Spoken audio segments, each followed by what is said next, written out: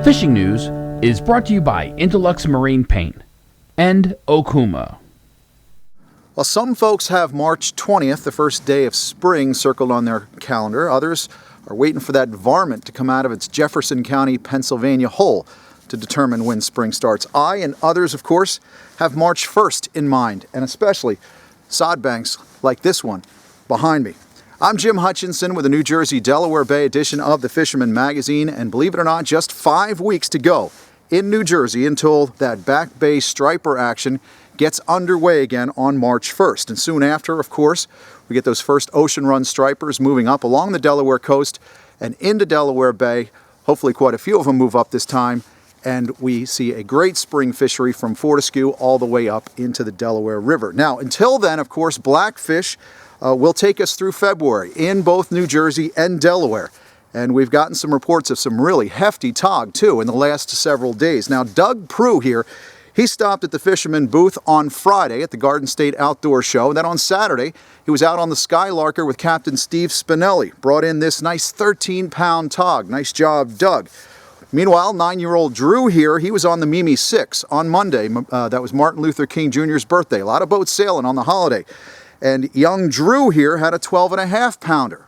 Nice job, Drew. Of course, then you've got Dave Vetter here. He was checking into Old Inlet Bait and Tackle earlier this week with a 30-inch, 15-pound tog that he caught from Delaware Site 11 aboard the Wreck-a-Holic. Excellent work, Dave. Now, what do all three of these gentlemen have in common, besides the first initial D, of course, is they were out there getting it done and getting out on those charter and party boats, because there is action to be had, and again, blackfish seems to be the best bet through February.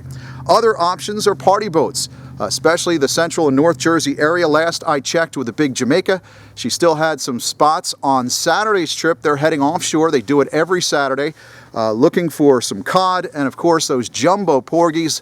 The porgy action has been good all of 2016 and into 17. It's nice to see those slab-sized scup being brought aboard on some of those offshore trips. Of course, pollock, too, they're also in the mix. A good one brought aboard the Dauntless the other day. So definitely some options out there on the offshore grounds in addition to the blackfish. Meanwhile, mackerel reports have been mostly sporadic. I know the Miss Belmar Princess and the Golden Eagle, a couple of other boats, had the Max on their itinerary, but again, it's been a little bit sporadic as far as the mackerel bite just off the coast of central Jersey. Surf and jetty-wise, herring on sabiki rigs in many of the inlets throughout New Jersey.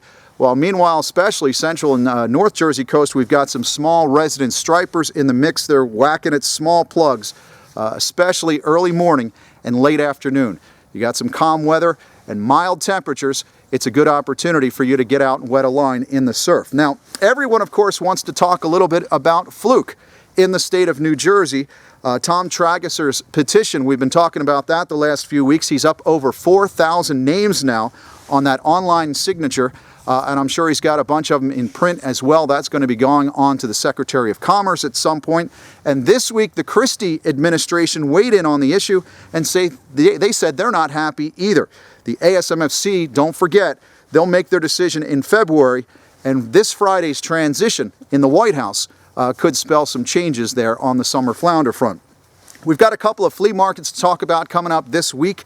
Delaware Valley Surf Anglers, they're going to have theirs at the VE German Club. That's in Warminster, PA. That's this Saturday from 9 to 2. In the northern region, you've got the Staten Island Tuna Club. They're having their first annual fishing flea market. They've got 60 vendors at this point. They've told me about that's going to be held at New Dorp High School on Staten Island from Saturday, from 9 to 4 on Saturday. Talking to some folks at the Garden State Outdoor Sports Show this past weekend, we do hear of some ice reports, especially in the northwest corner of the state, right along the New York border. And also finding out with some of the rains we've had in the last week or two, finally, right, that some of the trout action has finally turned on in some of those rivers and streams in northwest Jersey, if you want to give that a shot. Now, next week, we've got a full slate of the latest fishing reports. Right now, you can go over to thefisherman.com and get the latest reports. But next week, a full slate as we go to print on Monday morning with the February edition of the Fisherman magazine. We'll have more next week on that issue. And you subscribers, you're getting that February edition. I hope to see plenty of you at the tackle shows, the fishing flea markets, and those boat shows this winter. Make sure you stop by the Fisherman booth, find out about your free gift for becoming a subscriber or renewing your subscription to the Fisherman magazine. Until next week, we'll see you, and catch them up, folks. The action's on. The fishing news is brought to you by NOAA Marine and Okuma.